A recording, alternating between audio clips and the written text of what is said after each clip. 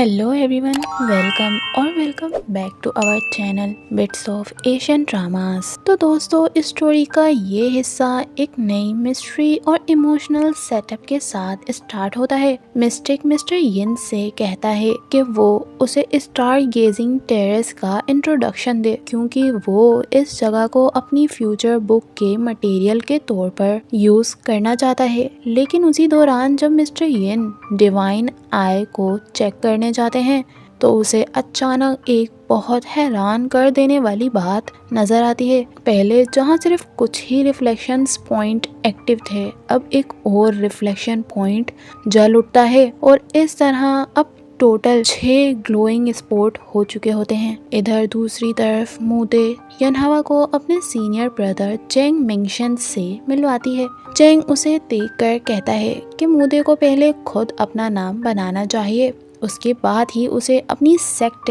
Establish करनी चाहिए और डिसिपल्स लेने चाहिए। मूदे बस ये बात सुनकर हल्का सा मुस्कुराती है। फिर चेंग पूछता है कि लॉरेन कौन है।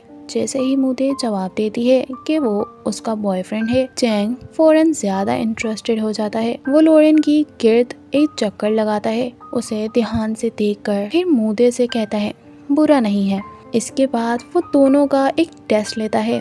वो कहता है कि अगर ये लोग एक्सेप्ट होना चाहते हैं तो इन्हें उसका बाउल लात मारकर गिराना होगा। सबसे पहले यनहवा पूरी ताकत लगा देता है, लेकिन फिर भी वो बाउल को उलट नहीं पाता। फिर जब लॉरेन की बारी आती है तो वो बाउल को लात मारने के बजाय जमीन से उठा लेता है और बहुत ही तमीज के साथ सीनियर ब्रदर को वापस पेश कर देता है। ये देखकर चेंग मिंगशन बहुत खुश होता है। उसे लगता है कि लॉरेन बहुत ज्यादा शरीफ, तमीजदार और डिसिप्लिन्ड है। इसी वजह से वो उन सब को अंदर ले जाता है, उनके रहने का इंतजाम करता है और फिर मूदे को साथ लेकर चला जाता है। रात के वक्त लॉरेन एक ख्वाब देखकर घबरा कर उठ जाता है। उसी वक्त मूदे उसके पास ब्लैंकेट देने आती है। लॉरेन उसे बताता है कि लियोपर्ड मुल्क के अंदर आ चुकी है। वो कहता है कि लियोपर्ड ने पहले उस शख्स को मार दिया था जो उसके लिए सबसे ज्यादा अजीज था, जो लॉरेन के लिए सबसे ज्यादा अजीज था, और अब वो दोबारा उसी के पीछे आ रही है। इसी वजह से लॉरेन बहुत ज्यादा डरा हुआ होता है। मूदे उसे तसल्ली देती है।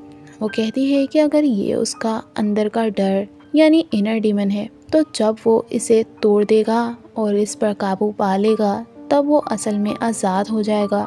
उसके बाद फाउंडर को रिस्पेक्ट देने के बाद मूदे अपनी मास्टर को चाय पीने की दावत देती है। पीछे पीछे लॉरेन और यनहवा भी साथ चलते हैं। जब वो लोग मेहुआ के सामने पहुंचते हैं तो यनहवा फौरन अदब से उनको सलाम करता है और बहुत ही ऑनेस्टली से कन्फेस करता है कि वो पहले एक चोर था। साथ ही वो ट्रेन वाले सफर में अपने बहादुरी के काम का भी जिक्र करता है और कहता है कि उसकी मूदे से मुलाकात उसे बिल्कुल तकदीर जैसी लगती है। फिर मेहुआ यनहुआ का टेस्ट लेती है।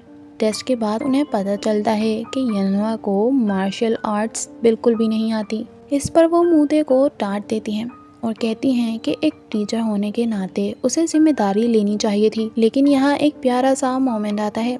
यनहवा फौरन मूदे की साइड लेता है और उसकी हिमायत करता है। ये देखकर मेहुआ बहुत खुश होती हैं और कहती हैं कि मूदे ने वाकई एक अच्छा डिसिप्लिन लिया है। इसके बाद मेहुआ मूदे से पूछती है कि लॉरेन में ऐसी क्या बात है। मूदे शर्मा कर कहती है कि उसमें कोई खास बात नहीं, बस वो उसे पसंद करती है। फिर मेहुआ लॉरेन की तरफ मुड़कर पूछती हैं कि मूदे में क्या अच्छा है।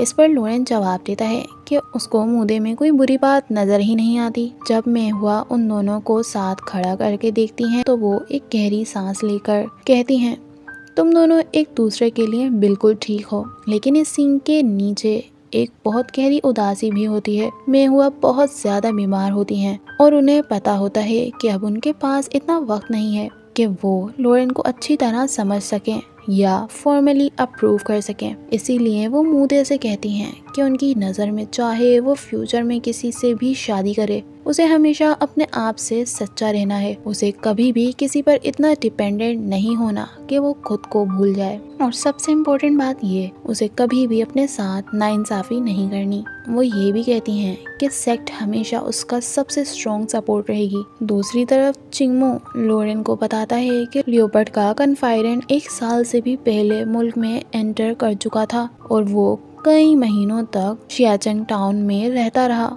चिंगमो के मुताबिक एक मर्डर केस के अलावा वहाँ कोई बहुत बड़ा इंसिडेंट नहीं हुआ। इधर मिस्टिक बार बार मिस्टर यिन से इमॉर्टल वुड, फियोनिक्स लुआन क्लास्प और डिवाइन आई के अंदर 7 स्टार्स के बारे में सवाल करता रहता है, लेकिन मिस्टर यिन ऐसा लगते हैं जैसे उसके पास कोई ऐसी बात हो जो वो कह नहीं सकते, इसलिए वो हर बार खामोश रहते हैं। इसी दौरान खांगवा दूर से उन लोगों की तरफ देखता है और बिना कुछ कहे वहां से चला जाता है। फिर मिस्टिक लोरेन को बताते हैं कि जिन जिन जगहों पर हर्ट स्लिप नजर आए थे उन सब की लोकेशन बिल्कुल तियानखुई 7 स्टार की अलाइनमेंट से मैच करती हैं। इस बात का मतलब ये होता है कि अब वो स्टार्स की पोजीशन देखकर अंदाजा लगा सकते हैं कि बाकी के 2 हर्ट स्लिप्स कहाँ हो सकते हैं। मिस्टिक के हिसाब से अगला यानी छठा हर्ट स्लिप शियाचंग टाउन में ही है। वो ये भी बताते हैं कि डिवाइन आई का 6th स्टार 1 साल पहले रोशन हुआ था, फिर कुछ वक्त बाद डिम हो गया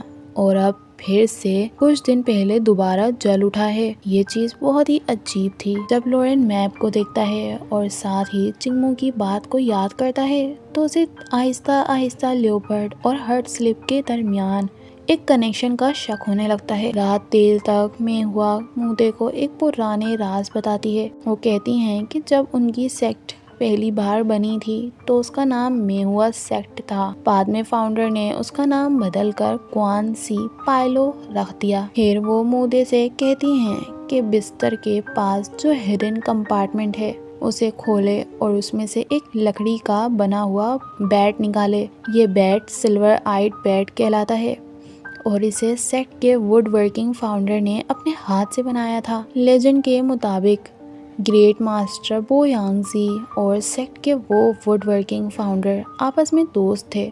मेहुआ बताती हैं कि सिल्वर आइट बैट उड़ सकता है और ये आधा मैप और आधा की का काम करता है।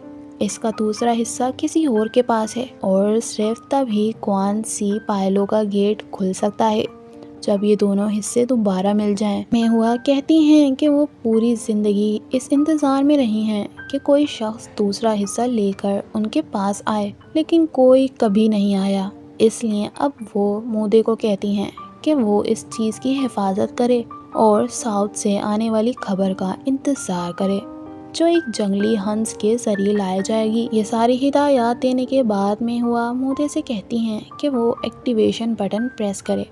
जैसे ही बटन प्रेस होता है वो बैट फौरन उड़ जाता है। मूदे और मेहुआ उसके पीछे पीछे चलते हैं और इस तरह वो योवू टाउन के बैक माउंटेन तक पहुंच जाते हैं। लेकिन रास्ते में ही मेहुआ को एहसास हो जाता है कि आसपास कोई और भी है, इसलिए वो मूदे से कहती हैं कि वो बैट का पीछा करती रहे जबकि वो खुद पीछे रुकती हैं। इधर दूसरी तरफ जब लोरेन मूदे के तकिए के पास रखा हुआ रोज देखता है तो उसे फौरन कुछ गलत होने का अंदाजा हो जाता है। वो जल्दी से मास्टर को ढूंढने के लिए निकलता है, लेकिन मास्टर अपने रूम में नहीं होती। घबराहट में वो पूछता है कि वो लोग कहाँ गए। इस पर जैंग उसे बताता है कि आज रात मास्टर मूदे को अपना मेंटल पास कर रही हैं और इसलिए वो जानबूझकर आउटसाइडर से बच रही हैं। ये भी कहता है कि लोरेन के करंट इक्विपमेंट के साथ वो ज्यादा दूर तक जा ही नहीं सकता, लेकिन लोरेन अब रुकने वाला नहीं होता क्योंकि बैक माउंटेन घने फॉग से ढका हुआ होता है और वहाँ अजीब मैग्नेटिक फील्ड्स भी होती हैं। फिर भी लोरेन इन सब बातों को इग्नोर करता है, अपना गियर उठाता है और सीधा बाहर दौड़ जाता है। और इसी के साथ ये पार्ट यहाँ एंड होता है। गाइस, अगर वीडियो पूरी देख ली हो तो प्लीज़ इसको लाइक कर देना, अच्छा सा कमेंट लीव करना और इस चैनल को सब्सक्राइब कर लेना। और मैं मिलूंगी आपसे अब न्यू पार्ट में। Till then good.